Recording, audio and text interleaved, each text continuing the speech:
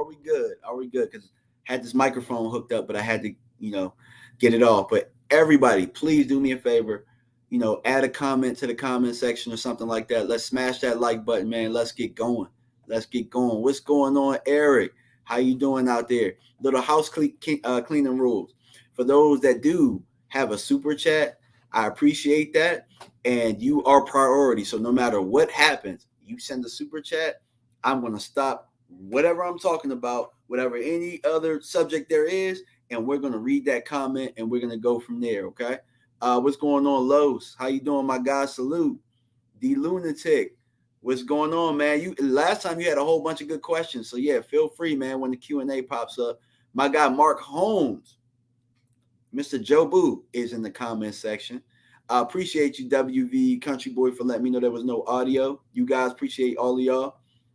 Appreciate y'all, man. And, I was actually inspired to do this show today because of what's actually the title of it, man. The kicking game, because that's something that I've harped on this entire off season. Something that I've harped on since training camp hit. When I had Kyle Yeomans on, we talked about it, and I asked him, and it was right before. And it looks like Lirim, I don't know how you say his name. People have been calling him Hallelujah. I don't know how to say his last name. I'm not even going to try. But it looks like Lirim is running away with it and getting my boy Garibay about the way, man.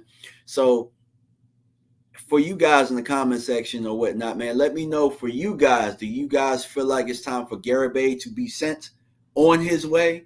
And because in my mind, I feel like we need to bring in the veteran kicker right now, and bringing in the veteran kicker, we'll find out what Lirim is made of. And if Lirim if he can't really, meet it, if he can't, my guy Mark Holmes says the kickers suck. Yeah, exactly. So for me, I want to put Lirim's feet to the fire because, quite frankly, Garibay is making half of his kicks, or a little bit over half of his kicks. And we know that the kicking game has been very important in some of our big games last year. Some of the games it cost us. I know in the Tampa Bay game it cost us because, our kicker was hurt early on. And then, he had to get his legs back under him. Now, that's not to say that Greg Zuerlein was completely his fault when we fell apart a little bit. But what I will say is some of those extra points added up. I think that he was pretty solid when it came to kicking, but the extra points, man, that's a swing right there where when you miss those kicks, that gives the defense on the other side or the offense over there, it's a momentum swing. And this game is a game of inches, and all of that adds up. So another thing I want to touch on with the blue and white scrimmage yesterday, it looks like from what I saw that the offense, once we got things blocked up, and I think that they said it on Training Camp Live, when we get things blocked up in the passing game, when we don't allow the defensive line, like our defensive line was dictating things, our receivers, the young guys that we feel like we need to go out and replace so fast, they're able to get open. Jalen Tolbert scored a touchdown yesterday. In the red zone period, Kellen Moore has been using a lot more motions, pre-snap motions and things like that. And it looks like the offense is getting a little bit more comfortable. And it could be that, they've seen what our defense is able to do, and they're able to, modify it a little bit to our vanilla look. So I think that that's interesting. One thing that we haven't talked about enough, in my opinion, as well, and I saw this comment on Twitter, Dak Prescott has been really, really sharp this camp, man. He might have had one or two bad days, but for the most part, he's been really, really sharp. He looks sharper than usual. And remember, Dak Prescott isn't known as a practice guy. So I think that Dak Prescott is ready to put this on his back this year. You know what I'm saying? I think last year we got a little taste of it with Dak Prescott throwing 37 touchdowns and 10 interceptions. He did that and he was hurt. He was hurt a good portion of the year. You know what I'm saying? And coming off of a compound fracture like he did, his legs look healthy. Looked like he ran a little bit. I think he ran for a touchdown. Dak Prescott, man, he's really, really impressing me right now. And I look forward to seeing when he gets in these preseason games in live action what he's able to do if we can protect him. Tyler Smith, I seen Vach put up a video of him yesterday, really just doing Tyler Smith things. And that's probably going to be my motto pretty soon when we see that this guy is ready. So, yeah, Tyler Smith, Jalen Tolbert. I haven't heard much from Sam Williams, though. So that doesn't worry me, but that's a guy that I really want to turn the corner. And I'm calling it now. I'm saying that he's going to turn the corner right around November. I'm going to remember where you heard it first. I say around November, he's going to understand the speed of the game, and he's going to start being in our rotation. He's going to start being a problem. So, yeah, the Lunatic put up a comment. Kai Forbath, always an option if either kicker not progressing. Absolutely. And my thing is, why not bring in Kyle Forbath right now, cut Garibay, and let's get this show on the road and see who can battle this thing out, who can win. Because at the end of the day, we don't got time. We don't have time to try and find the kicker before week 1 and not know our situation. I think I would rather go into week 1 having my kicking situation straight and ready to go. You know, I got my little boy's hat right here, my little Tiger Woods. But yeah, I would rather have my kicking situation ready to go against Tom Brady and those guys, because at the end of the day, I know that they're dealing with injuries. I know that they don't have the same roster, but I would rather press my good foot forward and be ready to go smash those guys. I don't want anything close. You know, I don't want them to have any momentum shifts or anything that can go their way where those guys can get comfortable. I'd rather be good on all fronts. You know what I'm saying? Carlos Holloway has a great comment. Nice to see Dak using his legs again. I agree with that wholeheartedly. Definitely wholeheartedly. And right now I'm going to open it up for a little bit of fan Q&A. Definitely. And also I'm thinking about possibly eventually opening up the phone lines again, like I did once before. Because I thought that brought something really cool with the channel. So I'm thinking about doing that pretty soon. I know that my guy Mark Holmes in about an hour is going to go live on his channel, so you guys need to go over there too as well. You know, Mark does his Sundays Sundays, so make sure that you guys go over there. Let's see, Tavis Banks says, what motion play? Kellen still moves Zeke out and in. Yeah, that is absolutely true. But I also looked at how he did it. So he had a bunch formation on that side with the tight end. So there was a tight end on that side with a bunch formation, and he moved Zeke into the backfield. So they ran a mesh route where he was able to bring Zeke up under. And so that linebacker was forced to have to run with him all across the field. And that, you know, it was all about, you know, getting – so that motion allowed us to know that they were in man coverage. And it really just – we were able to pick him and get Zeke in for the one-hand touchdown. So, you know, things like that, you know what I'm saying? It might still be the same motion play that Kellen's doing before, but maybe they're using things a little bit different. I've never seen Zeke actually come across the formation from where he was to come into the flat route like that. So it was just something different that we could use. And, I mean, quite frankly, we're going to have to do those type of things with the receiver core that we have right now, which is young and learning. We're going to have to be more innovative. Kellen Moore is going to have to go into his bag. Like, he's going to have to go into that bag of tricks that we heard about with, you know, having special plays for Pollard. And Pollard is going to have to be used in more in the receiving game, in my opinion as well. My guy Tavis said, Cobra Kai fire. Yeah, absolutely. Hey, my kids love Cobra Kai, man. Love Cobra Kai. I love Cobra Kai. We all over it. We all over it. Tavis also says, we haven't heard from Bohanna. Maybe Mark can talk a little bit into that a little bit more, but from what I understand, all of the defensive linemen are doing well over there. I think that our offensive line is starting to settle in a little bit, and also understand too that continuity is the thing with the offensive line. So the more snaps you get, the more you get comfortable with the guys next to you, the better. And know that we got a young guy in there right now, so we'll see.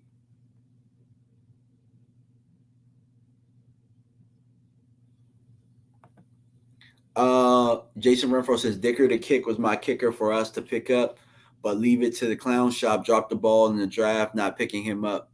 Yeah, I don't know. Maybe in their mind they felt like they might be able to groom a young kicker because at some point Dan Bailey was a young kicker that they groomed, and then Dan Bailey ended up being Mr. Automatic for us for so long.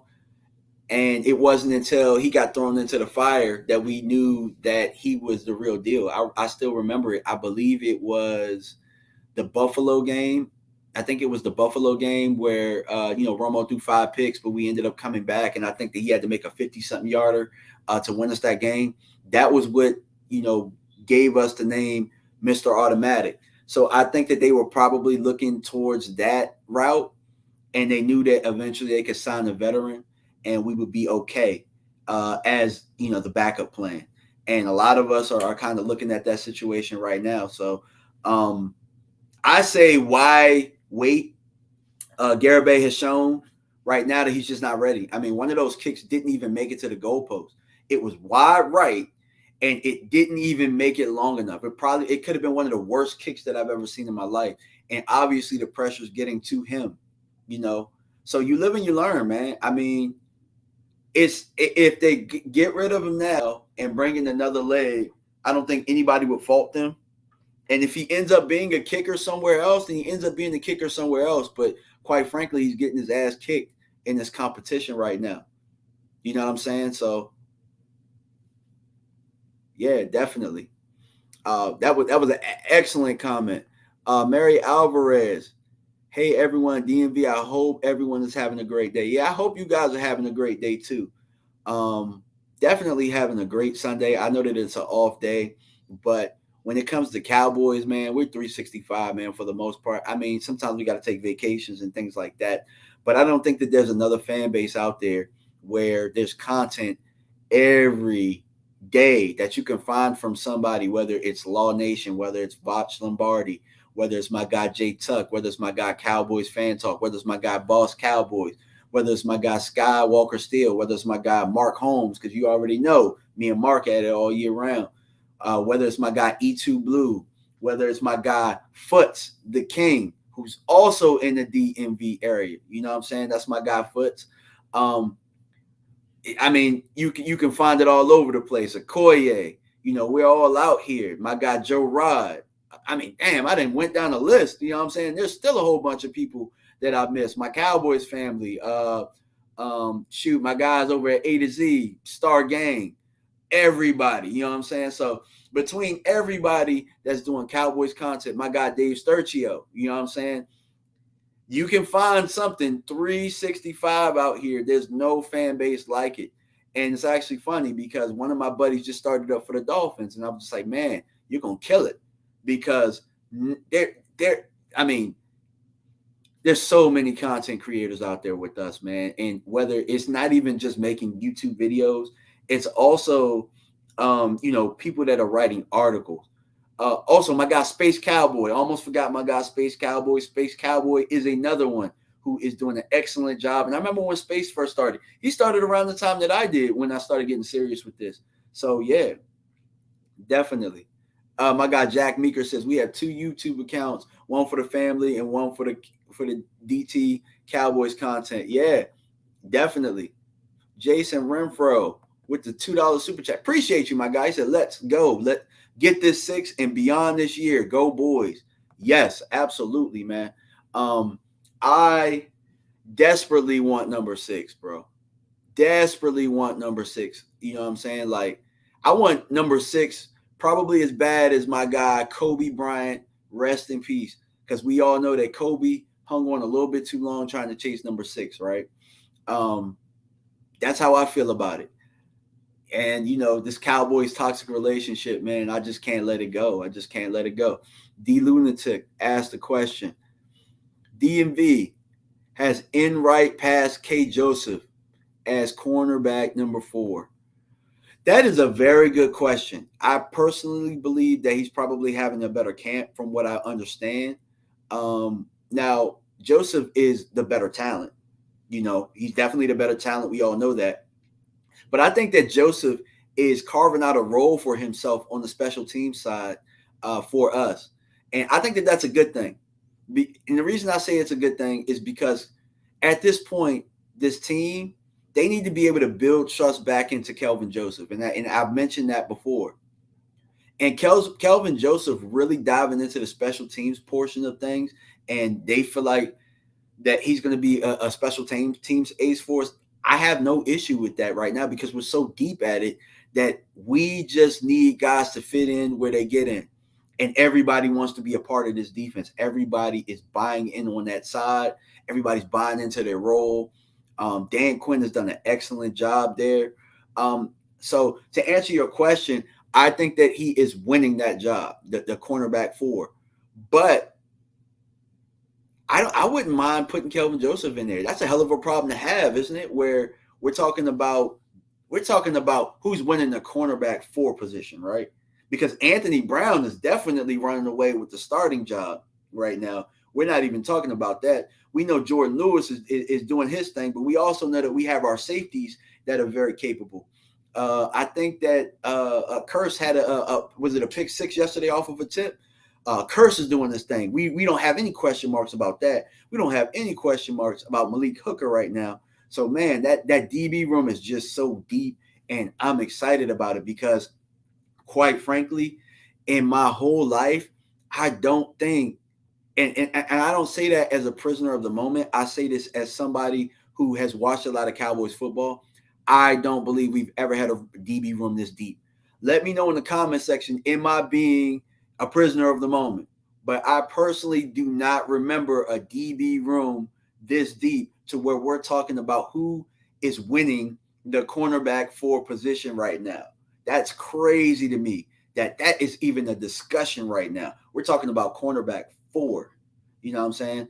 And adding Anthony Barr, I haven't seen too much I haven't seen any practice yet. I can't wait to see him out there and what dynamic he adds to what we do. But I can personally tell you, as a coach, as a former high school coordinator, adding talent certainly doesn't hurt. As a matter of fact, it allows you to take what you do, what you have base-wise, and add to that. And then that's where you get some of the complex looks that you're looking for right there. One thing he said he wanted to add to Micah's game. Unlocking is the term, I believe he said. And we saw that the last time that I had a show. And I had a little bit more time to digest that. Unlocking Micah Parsons. That's his goal to come in here. If that right there isn't enough for you to hear how people want to buy into this defense, man, this defense is going to be a really good one because the really good defenses, they buy in. They buy in. You know what I'm saying? They buy in and they fly around. It's something different. I remember last year where the defense and the offense, they had something together where it was just like, I bet you we score more points than you. The defense said they were going to score more points than the offense. That was crazy to me. And it was funny because it was D-Law that said it. So we all know that D-Law is a leader. We know that D-Law is a leader.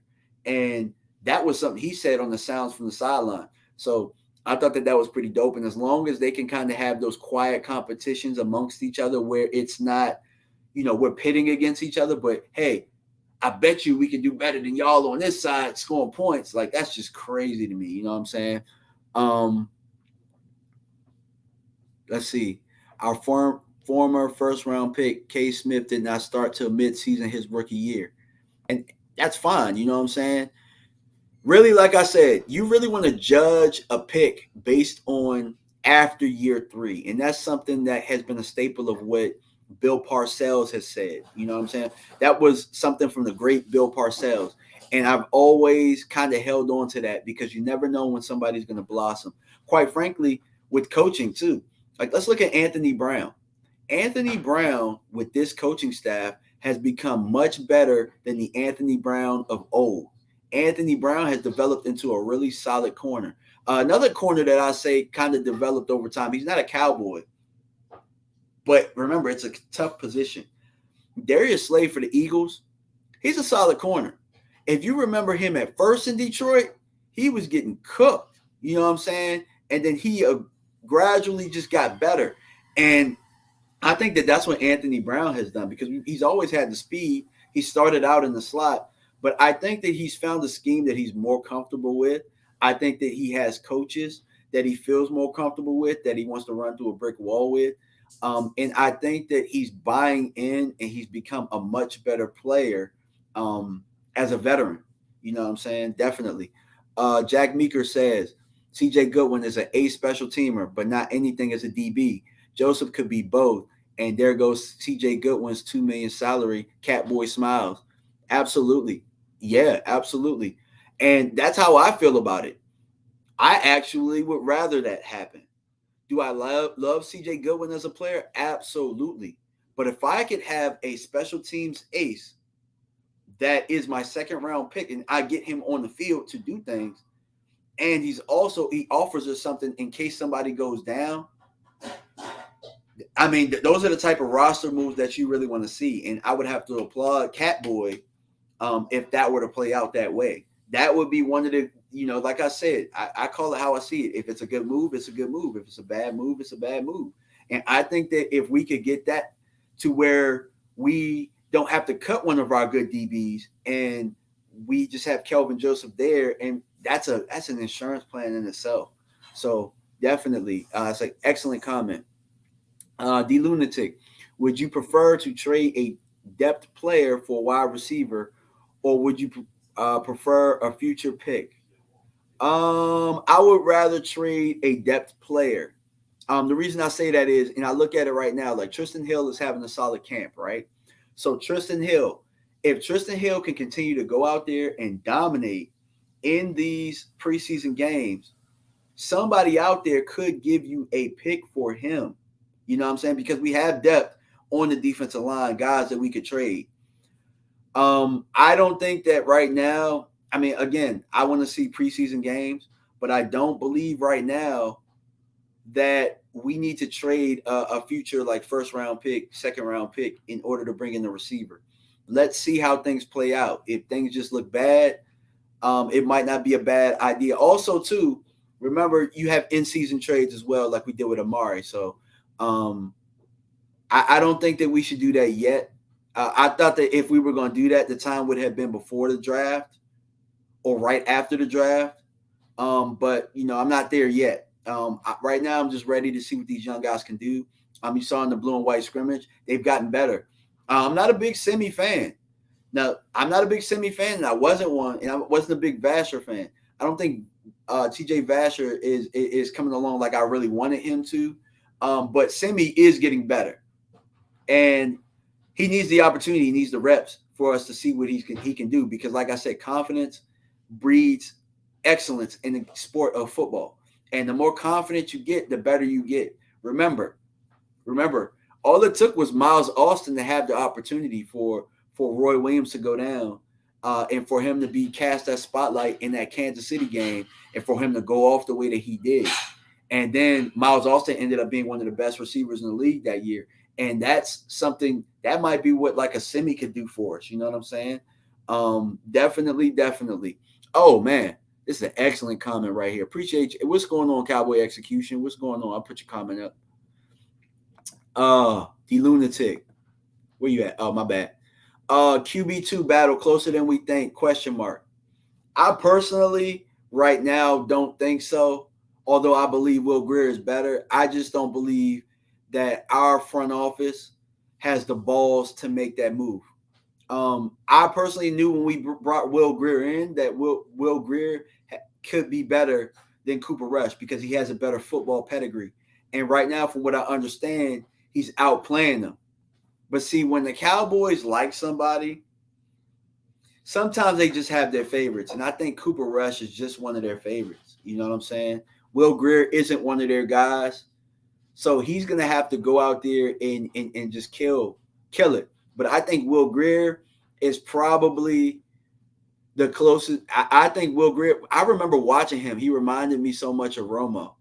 And I know that the Romo term to certain Dak fans is, a curse word. But Tony Romo ended up being a really good quarterback for us. Not saying that I think Will Grier could replace Dak Prescott or anything like that, but I just feel like the better your quarterback room behind Dak Prescott, we don't run into that situation where, where he got hurt, and I mean, we don't know what happens. You know what I'm saying? Cooper Rush did come in last year and help us win that Minnesota game. So don't think that I forgot that, because Cooper Rush played his butt off that day. But I'm one that believes that if somebody's just clearly better than you, put the better player in there. You know what I'm saying? Put the better player in there, especially when it offers depth. That's just how I feel about it. But I wouldn't waste a roster spot on a quarterback 3. So we just got to figure out something. What's going on, CB83? What's going on, my guy? Carlos, I did say that TJ Vasher would make the 53-man roster. Now I feel like Semi will. Yeah, me too. And the thing is, I remember people asking me the question before, who did I want to win that? I wanted Vasher to win because he's 6'6", and you can't teach that. But if Semi's just outplaying them, like I said, like I was just talking about the quarterback situation, I want the better player on the roster. And also, I believe Semi plays specials too, where I don't know if Vasher can help us as much on specials. So, you know, you gotta have the person that can help you the most in that role. Let's see.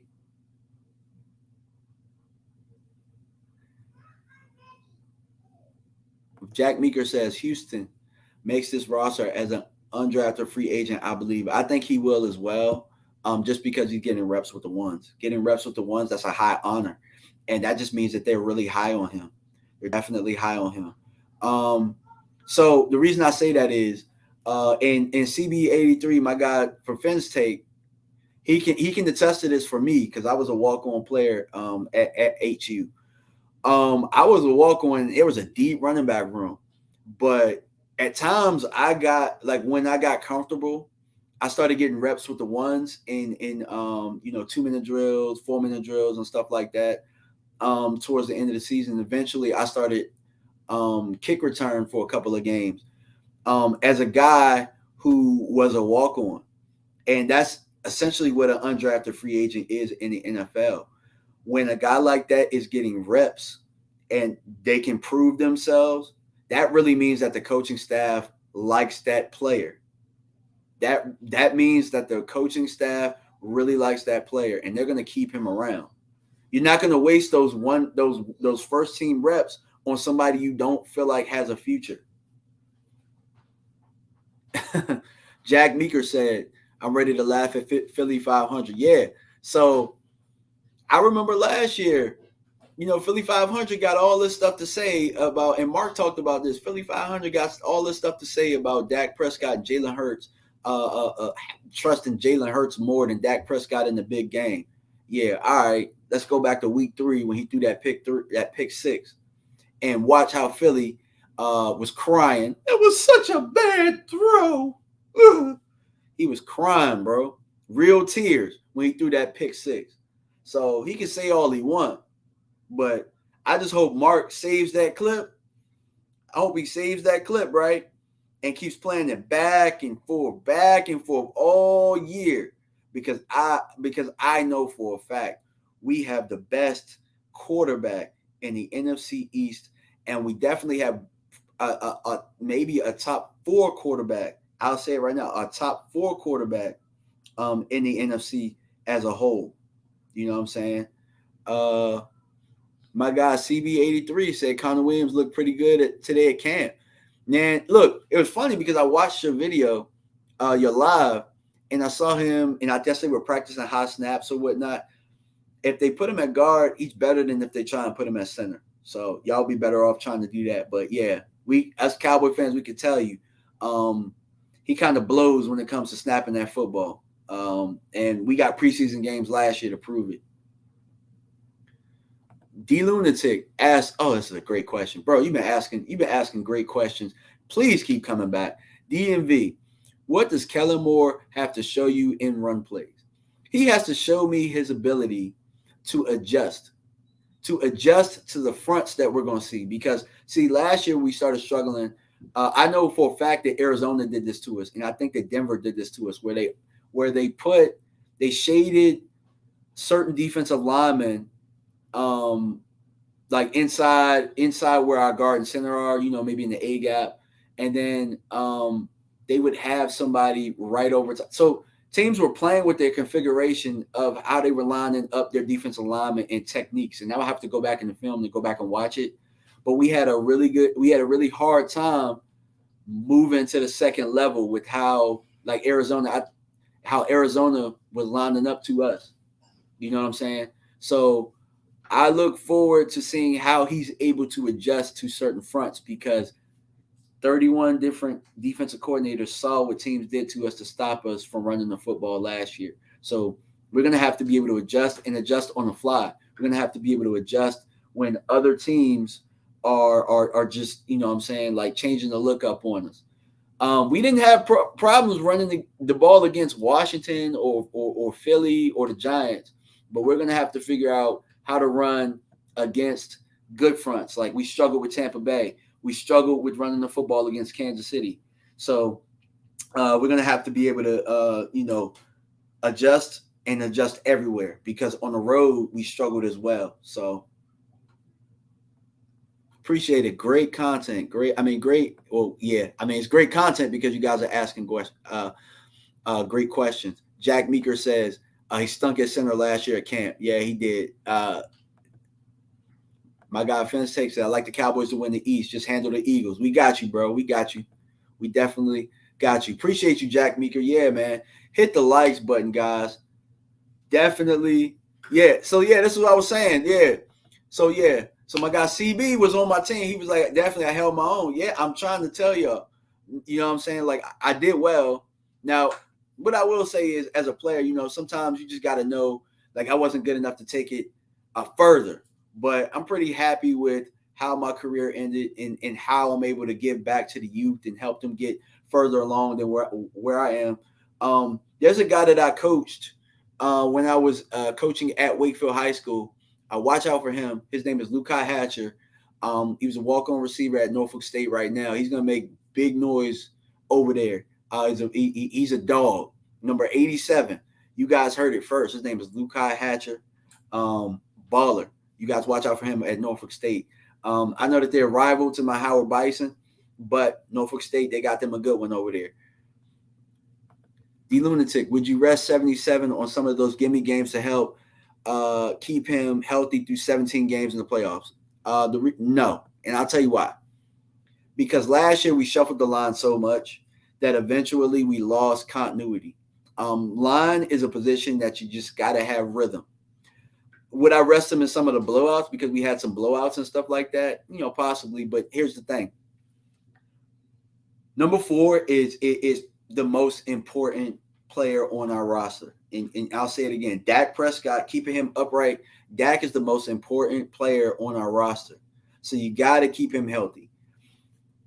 I would much rather risk Tyron getting hurt to keep number 4 upright than anything. Now, if number 4 is coming out the game, all right, then, we talking about something completely different.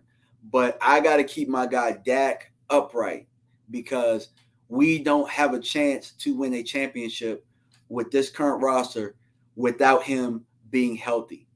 You heard it. I said it.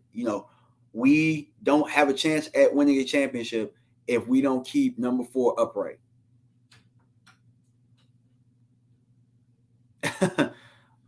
Captain Taki says Eagles should beat us easy with all those stars. I hope they put up a fight. I really do. We'll see, man. We'll definitely see, man. We'll see. I thought they were gonna put up a fight last year, personally, and they didn't. We beat their butts 3 times in a row. It is what it is. I'm actually expecting Washington to be a little bit better. Although I haven't been hearing great things about their camp, I haven't been hearing great things about their offense.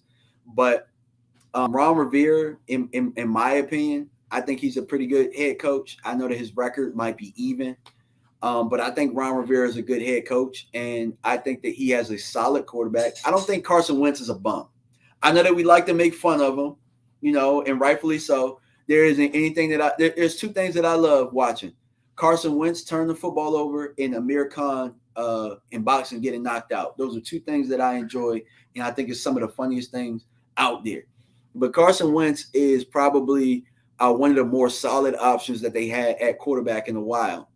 So I expect them to be better. I expect Washington to be a better football team this year. I expect the Giants to be a better football team this year, with adding Evan Neal and some of the other guys over there. I'm expecting Saquon Barkley to possibly have a breakout season, just simply because we haven't heard too much about bad offseason or any setbacks or anything like that. So he's probably going to have some legs up under him. And also, he doesn't have Jason Garrett holding him back. We knew Jason Garrett was a disaster waiting to happen in New York. They got Mike Kafka over there from the Chiefs, who was a guy that I really liked calling plays over there. I really wanted Mike to be our offensive coordinator here because Andy Reid breeds very good play callers. The Andy Reid tree is something serious. So I expect the Giants to get better over there. The division will be better, I think, personally. It might not be anything to write home about, and it might not be the best division in football, but I expect everybody to be better. So, like, the only thing with me is I feel like we are the front runners because we clearly have the best quarterback in the division. So, I'm going to take a couple more questions, man, then I'm going to be out, man. Appreciate y'all, man. This is great. DMV, who do you think are some of the roster bubble players who will make it because of special teams value? I think Semi. I think Semi's one of them. You know what? That's a great question, man. I'm actually stumped on that, but I think Semi is one of them. I think Kelvin Joseph is going to push out CJ Goodwin. I think that's going to happen. He's not a roster because Kelvin Joseph isn't a roster bubble player. But also, too, we got to keep this in mind, too, with Kelvin Joseph. We don't know if the league is going to suspend him. So getting him a whole bunch of reps with the ones and stuff like that might not behoove us because we don't know what the league is going to do. So keep that in your back pocket as well. We're still kind of at the league's mercy when it comes to that because they, quite frankly, could hand out a suspension tomorrow, right? So just keep that in mind. Is there anyone that stood out at camp that hasn't been talked about? I've been hearing that the defensive line, for the most part, I mean, obviously Micah is doing well. I think that the safeties, I think Malik Hooker is one. They talked about it, but they haven't harped on it enough. I think Malik Hooker's one. Somebody talked about it. Nashawn Wright. Wright has been good. He's had a really good camp that hasn't really been talked about like that. Really, Tyler Smith, I think, is having a good camp and it's not being talked about. Like, you guys will hear me talk about it. You guys will hear the YouTubers talk about it, but you won't hear it on the big stage as much. You know what I'm saying? So, oh, yeah, here's a good one right here. Marquise Bell. I think they're trying to quietly keep him under wraps because I think they're trying to hide him. He's going to be a guy that they're trying to hide personally, probably. And if they can hide him, because remember, sometimes you'll do that with players. You'll hide them so that you can, bring them back to practice squad or something like that. So Marquise Bell, now I know we paid him a hefty bonus to be an undrafted free agent with us, but they love him. I want to say that Mike McCarthy said that he loved him. So he's somebody, and I did a video on him if you guys haven't seen that. Marquise Bell is a baller, and he should have been drafted. The only reason he didn't get drafted is because he went to an HBCU. I'm just going to call it how I see it. I'm going to always call it how I see it on my channel. He did not get drafted because he was an HBCU player. But there's some ballers in the HBCU ranks, man. And COVID is kind of what killed it. I actually had an ex-teammate at Howard that could be a Hall of Famer. His name was Antoine Bethea. Played with the Colts, got a Super Bowl ring with the Colts. He played with the Giants for a stint, played with San Francisco for a stint. He just retired this year. He has a channel too, I think, Man to Man podcast. So you guys go check that out as well. But Bethea was a beast. You know what I'm saying? CB know what I'm talking about. HBCUs, it's just I don't know what it is, but after COVID, they really had a hard time really tapping into the HBCU market. And so Marquise Bell slipped through the cracks, but he's going to be a baller, man. I can't wait. Oh, yeah. Bartell. Ronald Bartell was drafted in the second round by the Raiders. So, yeah, we had the luxury of playing with – I didn't play with Bartell, but we had the luxury of playing with some Super Bowl caliber people. My guy Jeff Pope, he's supposed to be on my channel. He won a ring with the Giants. He lined up against T.O. in that NFC playoff game where they beat us in Dallas. You know what I'm saying? Jeff Pope's supposed to be on. He's going to get on the show, and I'm going to ask him about it as well. But Jeff Pope ran a 4.29 at his pro day. Was a teammate of mine at Howard University. I mean, HBCUs, bro, they definitely have some talent. You know what I'm saying? So I'm glad that somebody brought up Marquise Bell. Definitely. Yeah. Let's see. Mike Fisher think Bell will make it on the 53. I mean, I hope so, man. I definitely hope so. You know what I'm saying? I hope that he makes the 53 because he got to put on for the HBCUs, man. Me playing at an HBCU, that would mean so much more to me. Even though he played at FAMU, you know, I don't hold anything against HBCUs when they can, you know what I'm saying, other HBCUs, even though they played in our conference. I don't hold anything against them because if they succeed, we all succeed, right? You know what I'm saying? So shout out to the HBCUs out there, man. Definitely.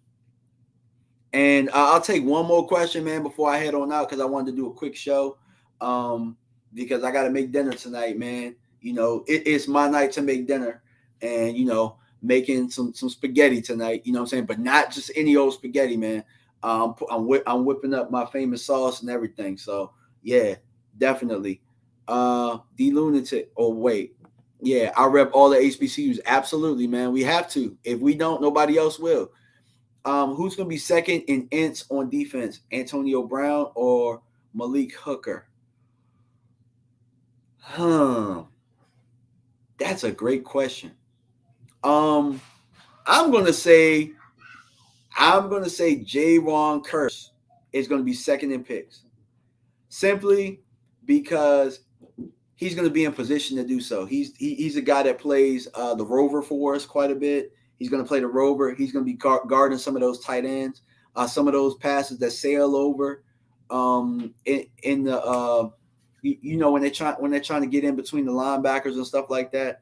I think tip passes and stuff like that. Like he had a tip pass for a pick six yesterday. I think he's going to have a lot of opportunities to be in position, like in the Raiders game. You know what I'm saying? So I'm going to go with Curse. Hooker or Curse, like Jonathan Adams said right here, as some of the guys that are going to lead us.